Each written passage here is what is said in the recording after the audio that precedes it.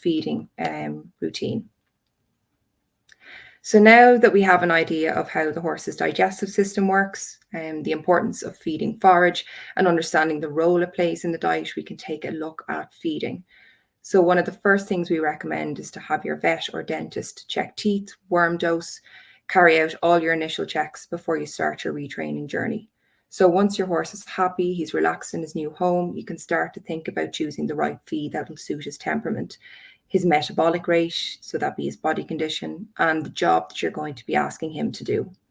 So you should follow the same rules of feeding of any horse. So take into account the body condition, workload, temperament, and if there's any underlying conditions that require specialized attention. So this could be your gastric ulcers or poor dental health, different concerns there that might affect the diet. Horses can behave very differently in new surroundings, and since your ex-race horse would have been previously fed a high energy diet, I always suggest starting on a high fiber diet until your horse is completely happy, settled in his new home, and this will help avoid any problems with excitability, inappropriate behavior, and you can build from there. Once you start your work, your retraining plan, you can start to play around and see what feed will suit. So another point to make is to always make sure you're feeding enough of your chosen diet. So we recommend weighing your feed scoops. So always feed by weight, not volume. For example, your round stub scoops, when that's full of cubes, it's approximately 2 kg. And when it's full of mix, it's approximately 1.5 kg. So everyone's scoop is different.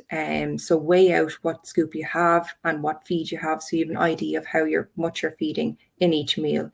And this also makes it a lot easier to adjust your feeding rates as you increase your workload and you bring up your feeding rate, or equally if your horse is coming off or going on a break, you can decrease.